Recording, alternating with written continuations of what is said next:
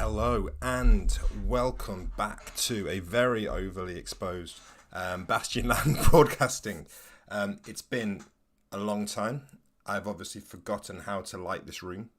I've remembered to unmute the microphone, which is a start, and I've managed to get all of my settings on Streamlabs, I think, working okay, so you should be able to see me and hear me. It feels like it's been a longer break than usual. I don't know if it's just been a very busy time since the last time we did a stream, but we are back. I'm going to do some streams for the next few weeks at least on the same time, Tuesday nights, 9 p.m. British summer time, and yeah, we're back. So today I am going to be looking through a particular RPG, the index card RPG, but before I go into that specifically, I want to give a little bit of context for it, which is index card RPG is really interesting because it is an RPG system. It does have some setting in there, but it's primarily, I think it's fair to say, it's a self-contained full game designed to sort of be run, not strictly, but designed to be run as its own thing. It's not something that you can necessarily. It's not necessarily something you would buy just for the setting. It's the system that's in there as well, and it got me thinking: what do I actually look for now when I'm looking to buy an RPG? So anything that comes in a book with its own system. So not necessarily dungeons and like settings. That's probably a different conversation. But what do I look for when I'm buying an actual RPG? Because the fact is, I have too many RPGs already on my messy bookshelf. You can see there's even now, I've become everything I ever hated. There is a pile on top of the bookshelf because I don't have enough space at the moment. I need to get rid of some. But I have too many RPGs. I have RPGs of my own that I need to test, and I have RPGs of my own that are now books. So if I want to run an RPG from a book, I have the luxury of having games ready to go.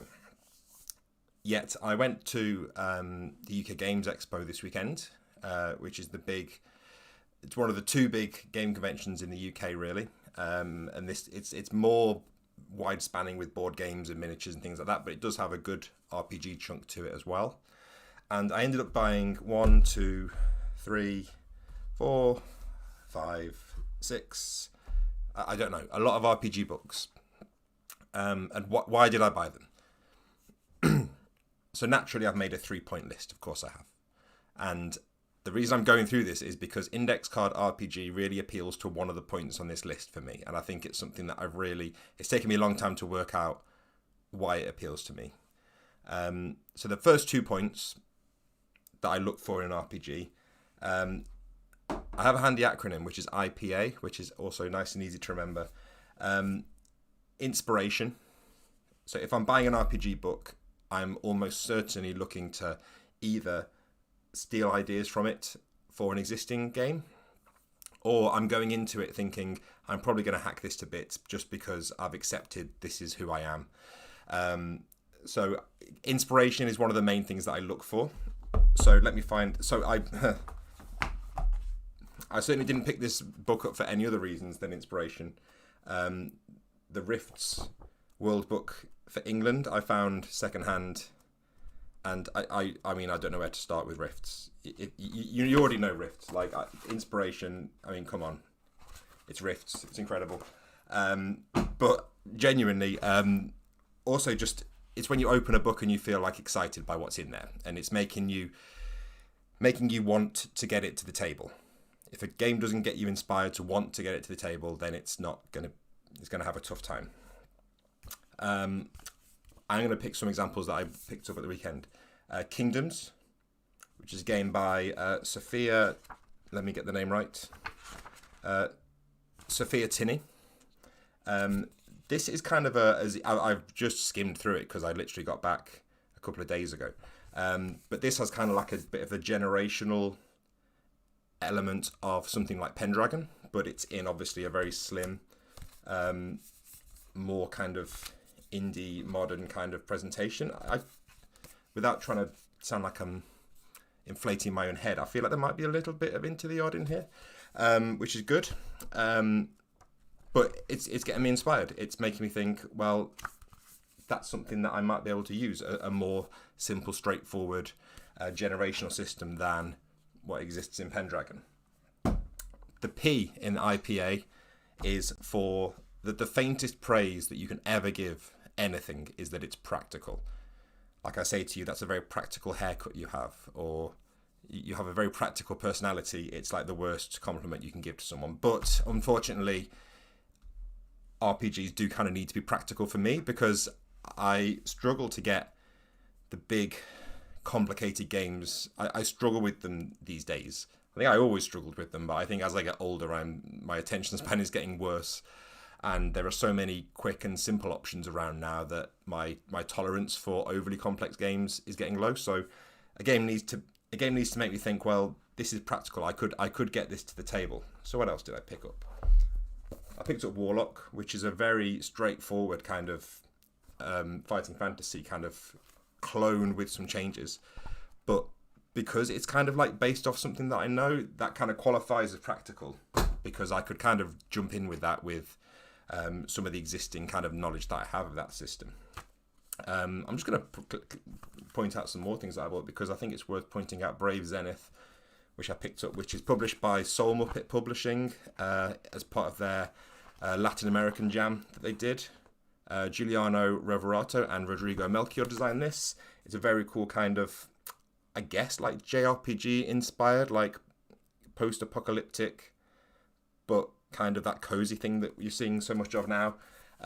But it feels really practical. It feels like everything that's in there is kind of leaping off the page, and I wouldn't have to do much work to make this into an actual, to take it to the table and actually do something with it. Now, the third point in IPA, inspiration, practicality, and the thing that I think particularly ties into index card RPG, which is authenticity.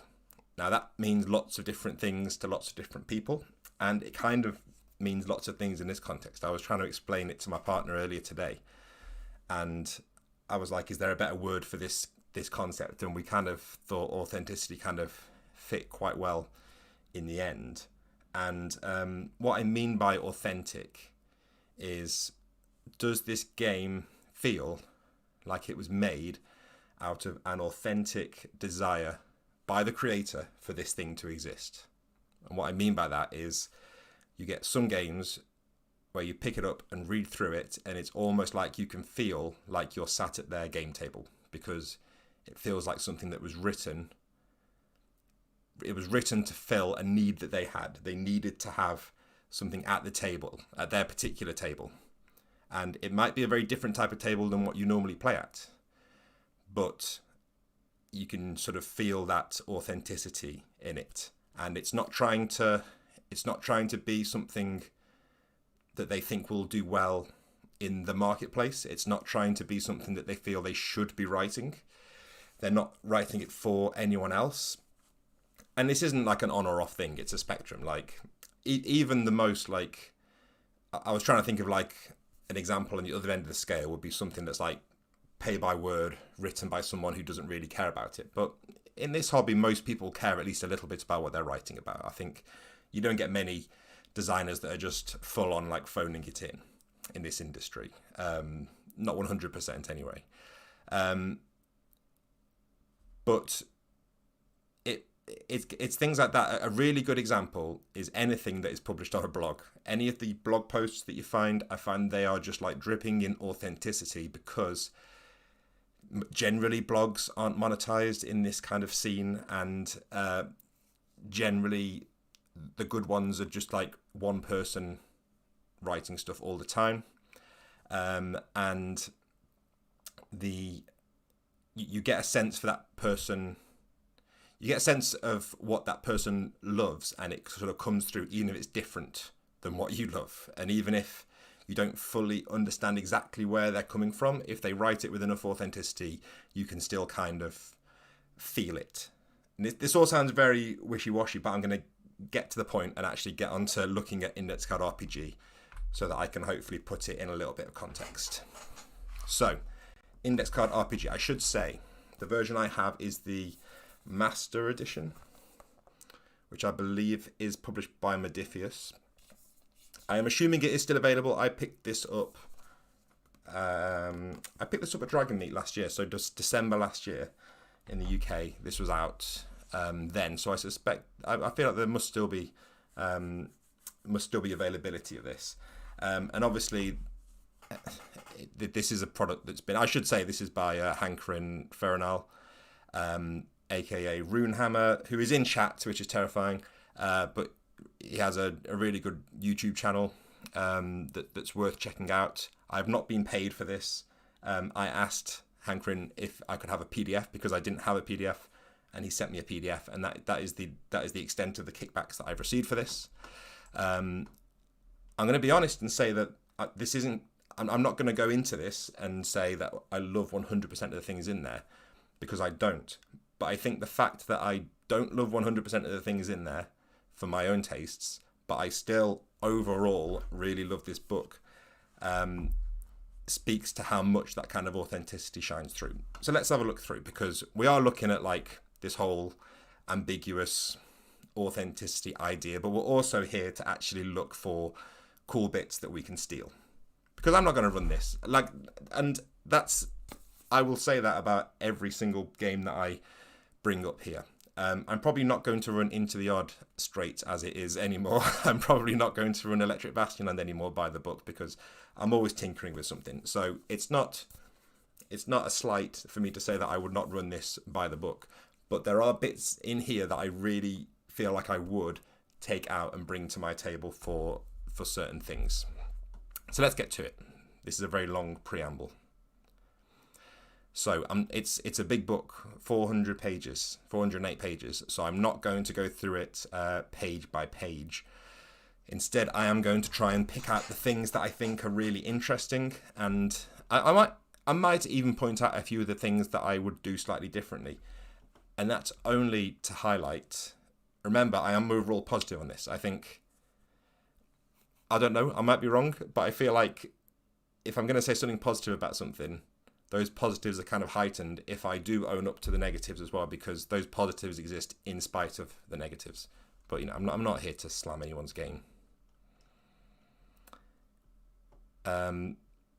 So we have a nice introduction, and it kind of talks a little bit about what I've just been talking about, that this is a game that was born out of the table.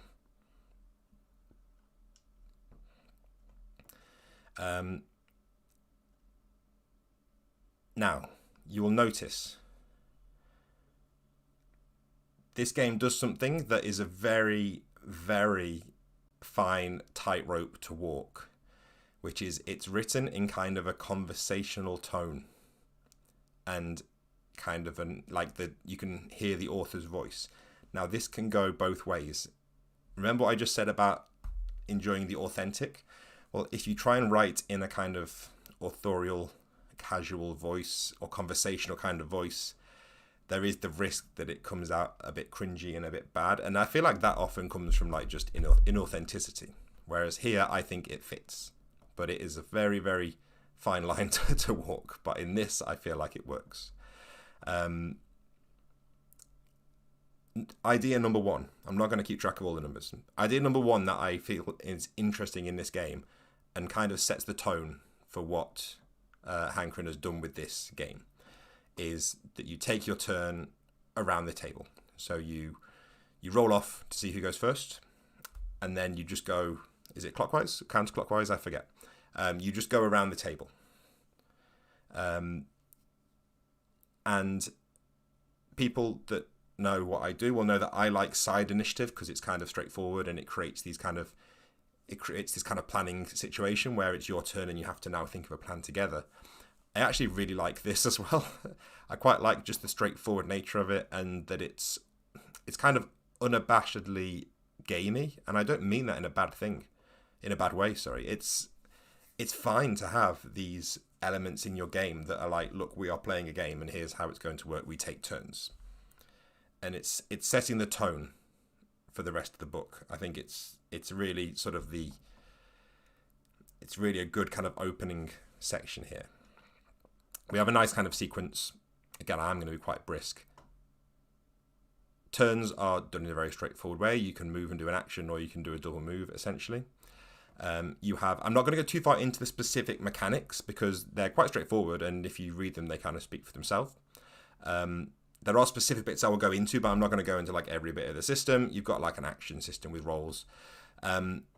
You have a target number for every situation that is generally always the same. So if you enter a room with a raging waterfall and a big naga comes snaking out of the waterfall, and also there are some little salt goblins hanging around, everything in that room has the same target number.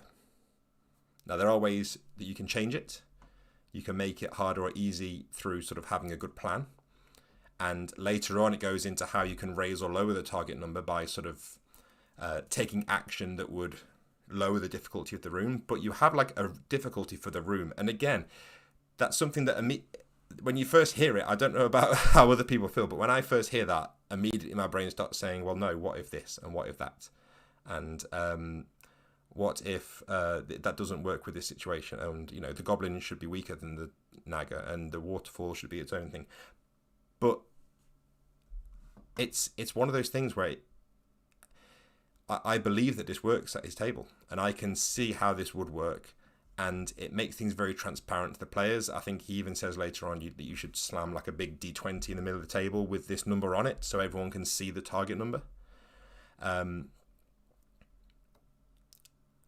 it's continuing this theme of getting the players engaged. So much of this system is about getting the players excited and engaged and involved with the game. And this is one of the key things that I think it does really well. Is none of this is a bad thing. This sounds like I'm saying something bad, but it is a gamey game in many ways, but it's not complicated. So many gamey games try and have you kind of running like a mini game. So you'll say, oh, this is in your game, you have this mini system here, and you have to roll these dice, and then you do this little dice mini game, and you have to get a set of numbers, and you can push all these buttons on your character sheet that will make things happen. And then you have synergies that you can build in. And there are little versions of that in this game, but for the most part, it's still very much focused on the fiction, it feels like. It's still very much focused on the adventure and the action. And this is like an action-heavy game. But yeah, it's gamey without being like a fiddly game. And that's not something you actually see that often, which is interesting. You find that, in my experience, I feel like the sort of lighter rules end tends to lean more towards like kind of shying away from some of those gamey elements. Into the Odd's a good example. There's not really many like gamey elements in Into the Odd. You could say like HP and the way that combat works is kind of like a little abstract game in itself. But for the most part, everything is trying to stay really grounded to the fiction. Whereas here, he's not afraid to just say, no, 12. Everything in this room is target 12.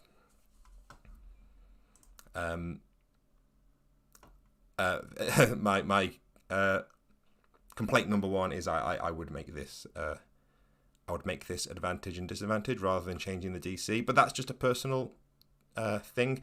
And like I said, I'm going to throw in the occasional very small pet peeve just to show that I'm not giving this universal praise. I am giving it the praise it deserves, absolutely.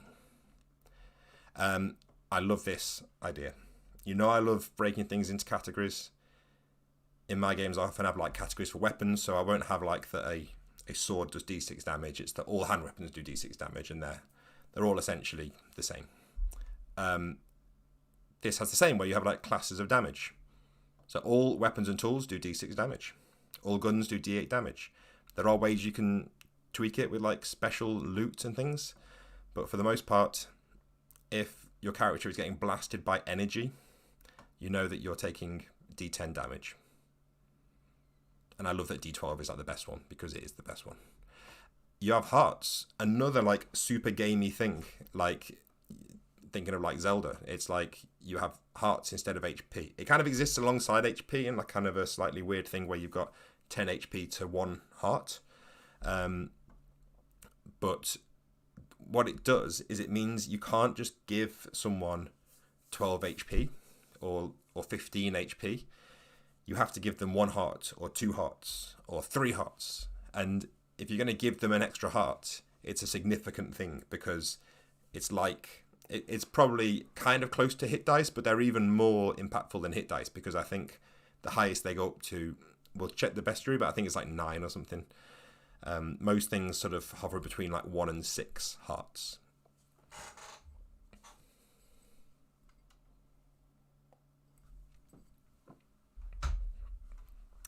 This is all kind of straightforward. I should say, the section that I am really excited about in this book is the like GM advice, which we will get to. It's around page 90, I believe. So if I'm flicking through the first section quite quickly, it's because I want to get to that section, because that's where a lot of the meat is here. I love that you have like, rather than having an example of play, there's like a weird, like almost like not quite tutorial, but it's like a trial scenario. So it's like, yeah, you don't need a GM. Just try this situation. Like, say what you do. You're being like player and GM. And like, how many games do you see that where it's like, here's a little solo test of the system, so you get used to how the mechanics work. It's really cool. Characters themselves. Oh, and I should say, I've just noticed in the chat, hankering saying about drawing. It really helps the whole authenticity thing if you are one of these incredibly the people that I am most jealous of in the world, and it is founded jealousy, because they've obviously worked very hard. People who can write and design games and draw and do layout so that they can just make a whole game on their own. I know, they're terrible, aren't they? But it helps because he has done all the illustrations, I believe, for this. Which adds to the feeling that this is like the work of one person, even though there were other people involved as playtesters and I think editors and things like that. I do like that feeling of like, this is one person's voice. It does appeal to me in some way. So we have stats, kind of standard. Now, loot. A lot of the interesting things your character will get, a lot of the interesting things that your character will get are based around loot. So you do get some like special abilities, but you also get loot. And anybody that knows what I've done with Untitled knows that I like sort of equipment-driven characters that get cool things as items, rather than like having lots and lots of special abilities. Maybe like a few special powers for yourself, but then the vast majority of the stuff you get is because you have this awesome sword that you found somewhere, or this weird cloak that does something weird. And this game kind of starts you off with like four bits of loot, some of which are like, bordering on magic items. We have a setting. I'm going to gloss over this, but I do like that it starts with 6 things your character knows about the setting, because I would just tell them this. We have character creation, which again, I am going to skip. It's perfectly fine. Sorry, that's saying it's perfectly fine is like, that sounds like a... that does not sound good. It's good. I like the way that the kind of different cultures are presented, and the different classes are pretty cool. But I'm just getting to the bit that I get really excited by. Spells are very straightforward. And then we have a sci-fi setting as well. And then you have these paths, which are like slightly more like complex class systems, I guess.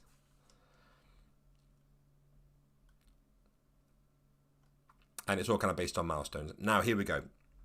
GM's guide. This is the bit that has a lot of the things that I really like about this game.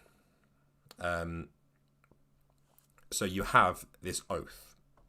And I know that a lot of people I actually, you know what? I was going to say that a lot of people don't like the GM agendas in Apocalypse World and Powered by the Apocalypse, but I think that's my mind getting twisted, because I have in my head that people don't like that, but I think those who know why will know why.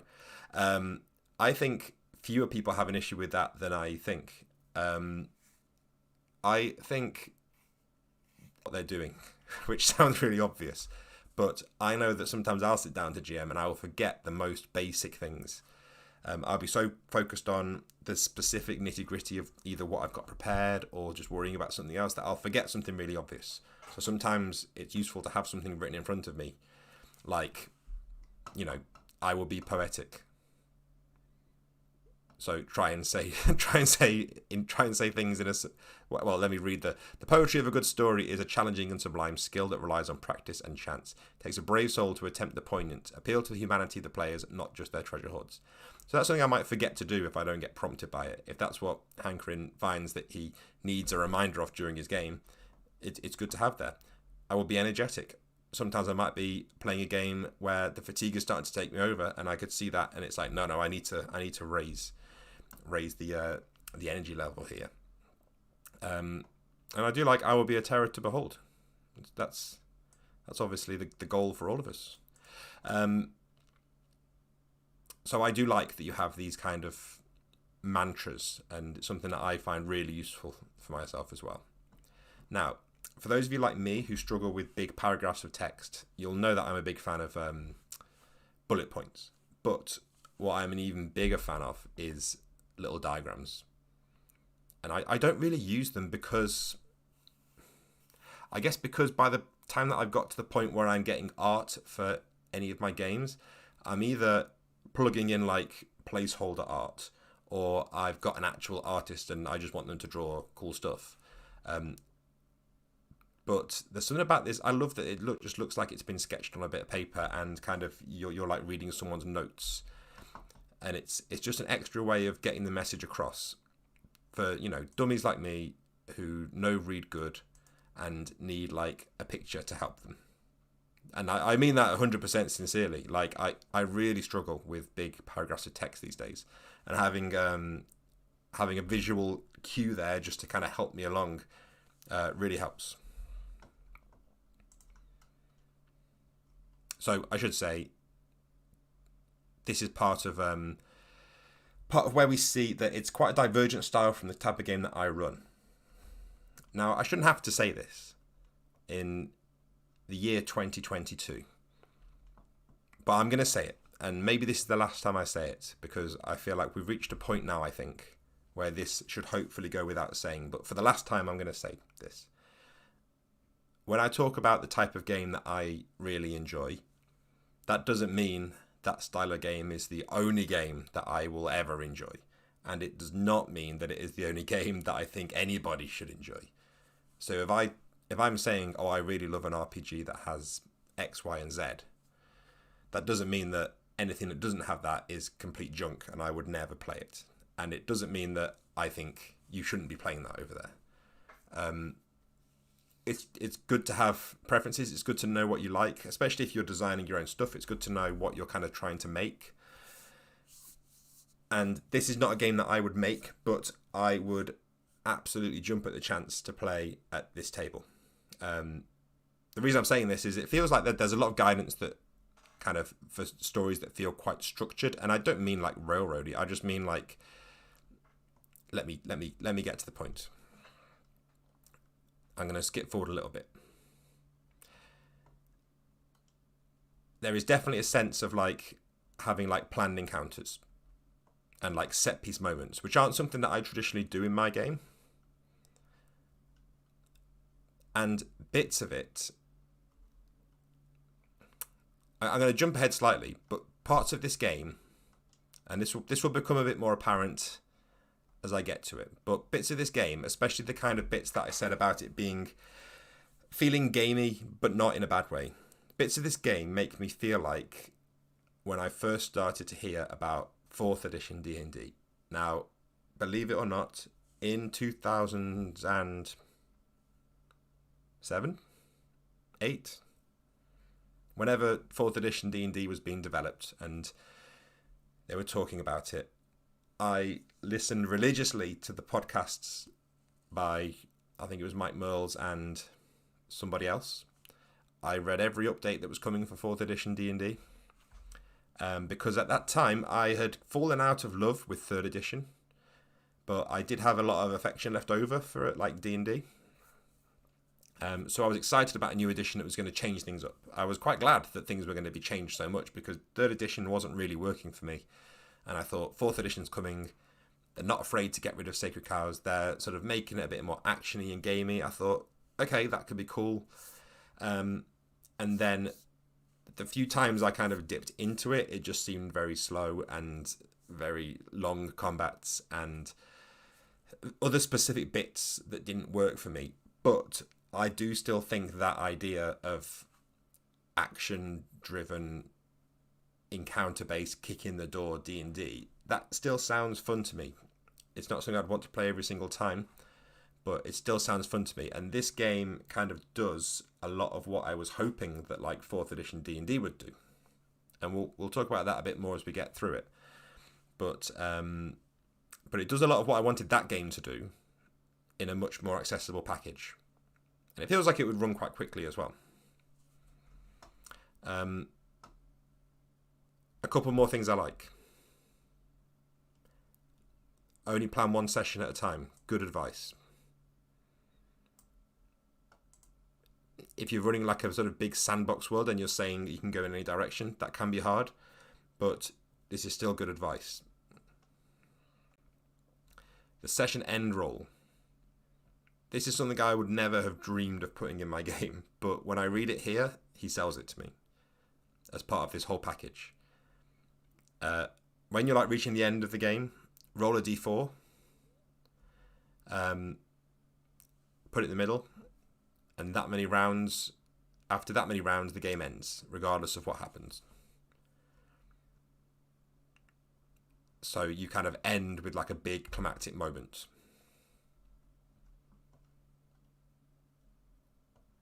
We talked a bit about hearts already. Turns and rounds are kind of straightforward.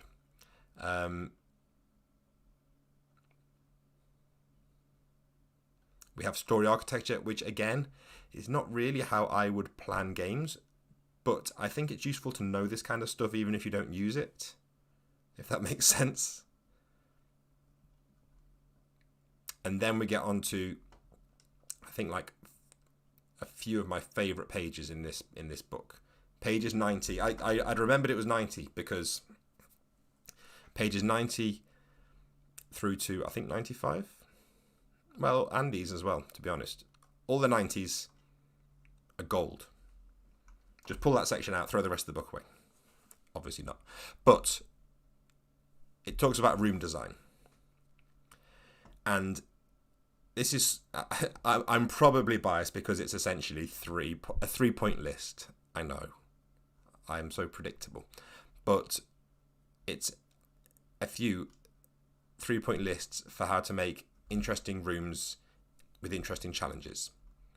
So, do the Dew. D-E-W. A room should have danger, which is not damage, it's not death, it's consequences if you fail. And this is good advice for any game. If you're planning an encounter, or if an encounter just happens, if you are running a more kind of freeform sandboxy game, if an encounter happens, the second that encounter starts, it's really useful to start to think, what does failure look like in this scenario here? Is it just that they get killed by this random encounter? Or is there a better fail state here? And if you're planning the encounter ahead of time, you can really kind of go into that and really think of like a good consequence. So what happens if the characters get beaten up in a combat? Does the victor go off and do something terrible elsewhere and they didn't stop them? That's awesome advice. Energy.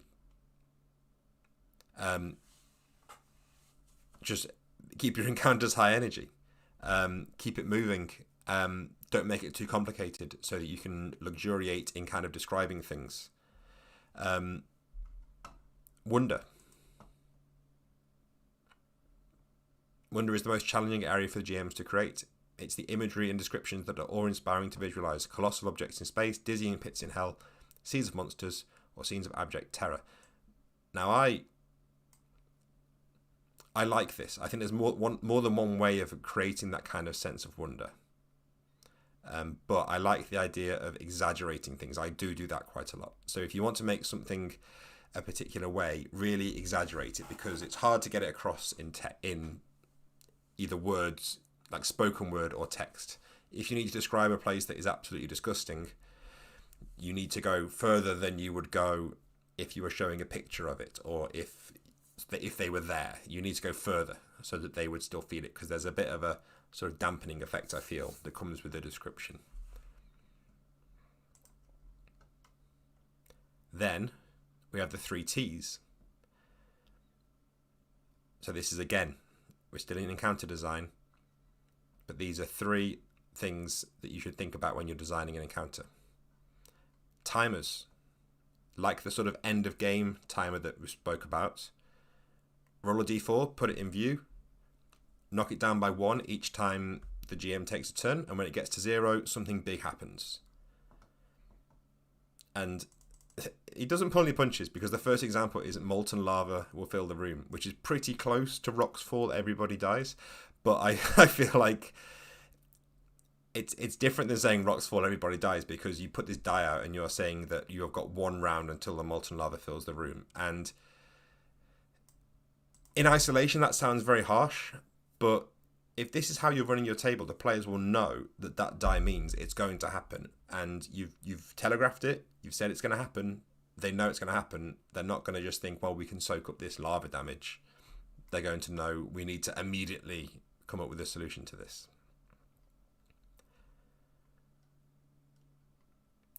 Threats. Each room should have a monster, trap, fireball, or some kind of damage doer. And you get some examples. Makes sense. Treats. This is the thing I forget.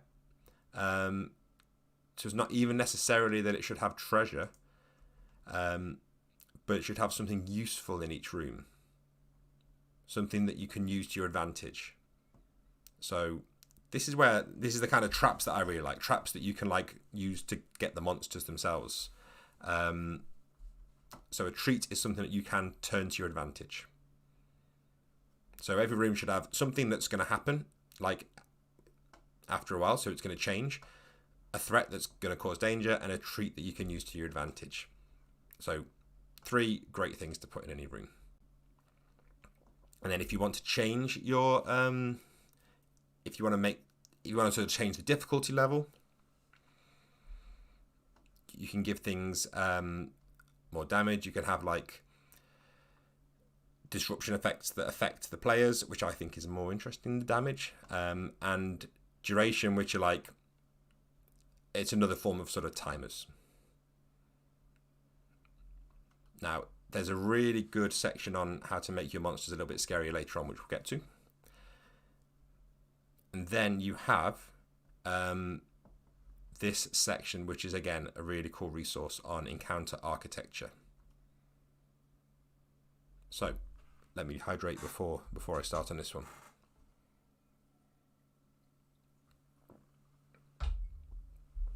In spite of everything I've said about this game being sort of unashamedly gamey in a good way, there is a note here about making sure that you preserve the imagination side of the game, so it's not just that they're playing a board game. So I think that's good to keep in balance. And then you have these kind of really cool, just kind of templates for encounters. So it's not like this is an exhaustive list, but if you're stuck for ideas, you could just be like, well, I'm going to use these. So how many we got? We've got 2, 6, 10 different types of encounter. That's you can have a 10-room dungeon. And it's just sort of like a starting point. So a pinch is a bottleneck with a large amount of enemies. And you would always put a twist on them, but it's a good starting point to think about ways of making your encounters feel different.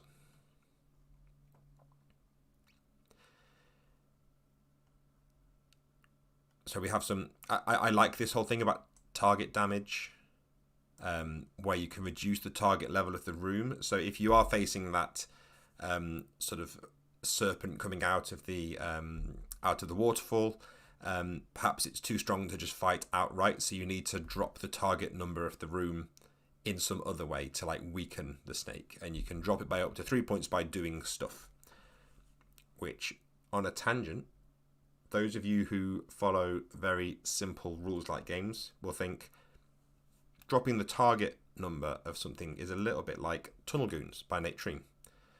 So, as a side point, if you are interested in this idea, go and check out Tunnel Goons. I'm not going to talk about it too much today, but that bit really reminded me of Tunnel Goons, and I think it's a good one to check out. And then same with the timer. It feels like any time that a die is put down on the table, there's a way for like the players to manipulate it. And again, it sounds like something I wouldn't like, because I would think, no, I want to be thinking about the room in the dungeon that I'm in. I don't want to be thinking about this number here. But they're so simple, it's almost like it's not, it doesn't take you out too much. It's like it's just a D4, and it's saying that the giant robot is going to power up in 2 turns. Well, can we do something to increase that number to 3? And it's a fine balance, because I don't really like that whole, in 4th edition it was, what were they called?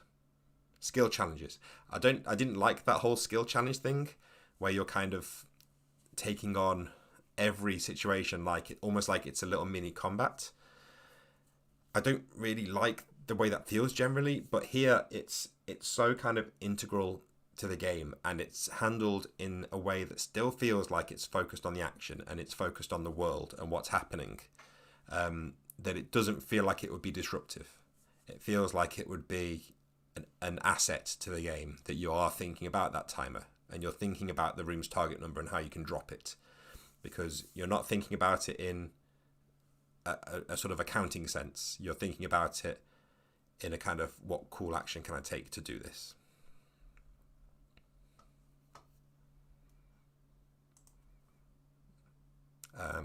We're going to take a short interval while I destroy this Twitch bot.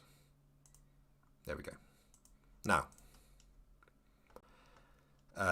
again, you can damage targets' defenses as well, which is kind of like the same, but it's like damaging their target number, but against the players instead. We have a system of vehicles and lots of cool little modules that, again, I'm not going to go into in too much detail. I wanted to get onto the monsters. So, the way the monsters are presented, I really like it, and I really think it's... I think that even the order in which things are presented, I feel like is a conscious choice to drive things in a certain way, because you do have a kind of fluffy description, but it's at the end. Now, it could just be that this went at the end because that's where it looked best, or it just fitted the formatting better that way. But I like that you don't get to this until you've seen the name and art of the creature, its hearts and its actions, because creatures here feel like they are defined by their actions. And generally, it's not like they have like at will encounter daily powers. The GM just chooses which one to do for which one makes sense, and I just love that simplicity. And sometimes they'll have things that are just better, like like the Ant-Men here, their dismembering bite is just outright better than their slash, as far as I can tell, because they both do weapon damage, but the bite they'll lose a limb. But as the GM, you have to think, well, does it make sense for them to do the bite yet? Maybe if they've moved over, they'll use the slash first, and then they'll use the dismembering bite in retaliation to an attack against them. But the game trusts you to do that. It doesn't say, oh, that on their first round they will perform their slash, and then they can only perform the dismembering bite if they have not performed a long move that turn. It doesn't get bogged down in that kind of stuff. It just says, no, fuck it, you're an Ant-Man, you can slash with your sword, you can bite, and you can spray acid. And it trusts the GM to use that in an appropriate way. And they're just cool. There are some like classic fantasy stuff in there, but most of them are just interesting. Like, you've got like a Banshee, which I guess is like a classic, but then you've just got weird stuff. Like this carrion crab. It's great.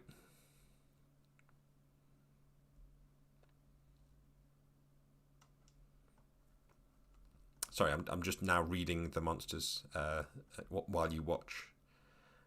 But it's a really cool way of presenting monsters. And it's not new. I know that like things like Dungeon World have sort of monsters defined by like moves, and Into the Odd. I tried to define them. I tried to define encounters there with like 3 things they do, and you just choose which one. But here it just feels very kind of actiony, which I think is just really fitting for this style of game. And I love that some of them are just indestructible. Like, any game that is just happy to just say, no, you can't kill this thing, you're going to have to find another way. It earns my respect. We also have like templates, again, for monsters of like, so if you want to make a guy, like, well, I want him to be roughly like a mini boss almost. So here's your starting point. Off you go.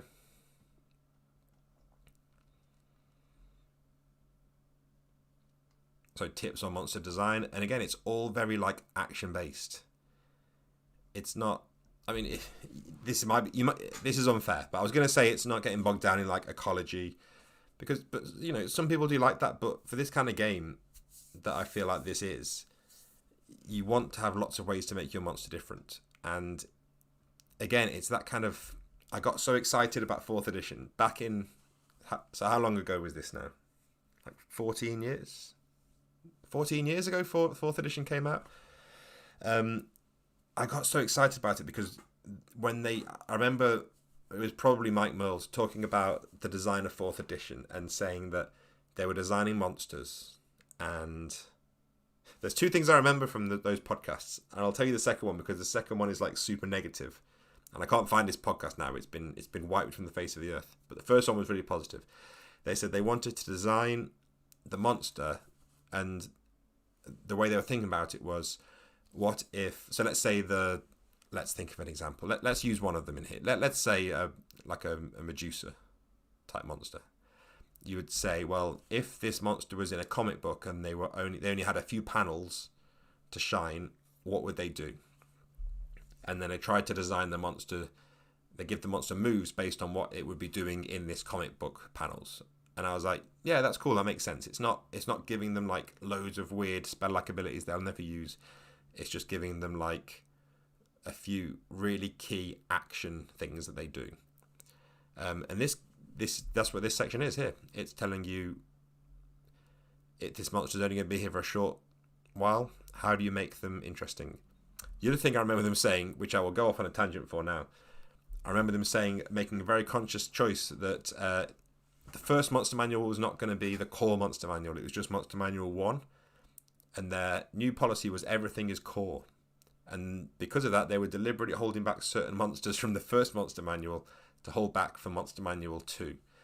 Just so people understood that monster manual 2 is not just a follow-up, that's a core monster manual. So they were saying if you didn't get monster manual 2, you wouldn't have frost giants and some other classic D&D monsters. Which I don't know why they decided to say that part out loud, because that's clearly like a conversation for the boardroom for like, how can we get people to buy a monster manual 2? I don't think of it as a good thing that if a game has 20 core books that I need, maybe instead just try and tell me why I should buy your supplement rather than telling me it's not a supplement. Anyway, I should get over that after 14 years, shouldn't I? But I'm still bitter. And then, I mean, I remember this dragon is just hilarious. Where are we? So Durathrax is no ordinary monster. She's capable of destroying entire locations.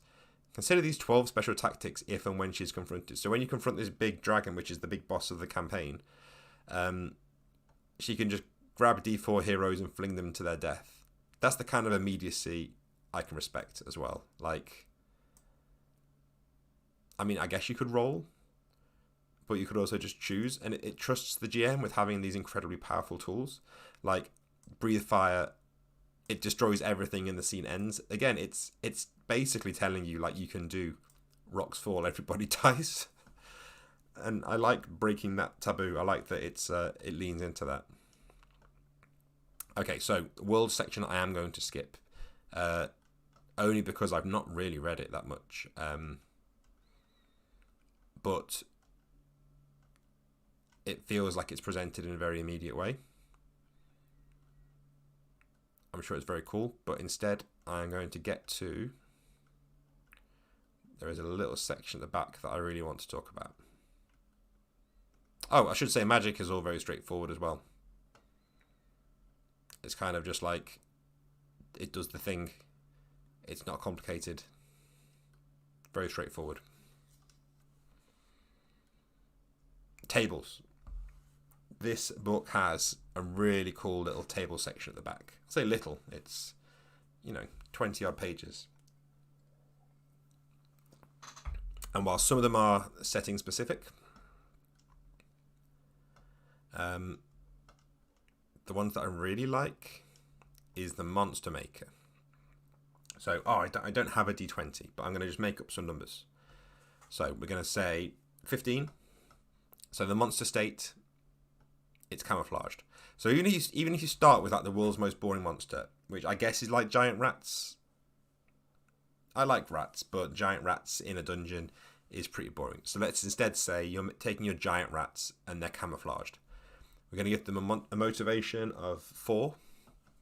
Escape. It just wants out. So even if you had these giant rats and they're not trying to fight you, they're just like a tide of rats trying to get out of the dungeon. That's a cool, evocative, fun moment, and it creates a kind of interesting hazard rather than just fight these rats. Abilities, let's go 9. Fast. Super fast rats. I like combining that with the the camouflage. So you've got like rats that blend in with the walls and they're super fast. And then finally an upgrade. Let's say 15. Part human faces. So rats with human faces. That's a thing. Where have I heard that? I've heard someone talking about rats with human faces recently, but these are just nice little sparks. They're just enough detail here. It's just enough. And there's just enough variety that you could just bang out 4 of these and you make your monster kind of interesting. A lot of the loot, it's a mixed bag. You've got some of them that are just +1 constitution, but I have a soft spot for like items that are just a +1 to a score, but are kind of interesting. So it's a King's Mug, which gives you +1 constitution. And that's more interesting to me than just gaining 1 constitution from like leveling up. I like that it's a mug that you would actually use. And then some of them are more like more almost like oddities or arcana, which is especially when you get to the the bizarre loot. So where is it? There was like a frog pellets, green blobs. When touching moisture, each become D20 frogs. Hand on a stick can be used to open doors, chests, or test trapped items. Great stuff. Bees. It's just some bees. A crab arm that attaches to your shoulder permanently. I mean, I love it because it feels like that's exactly what I would put in my list. And then you've got lots and lots of loot, and there's lots of cool items in there.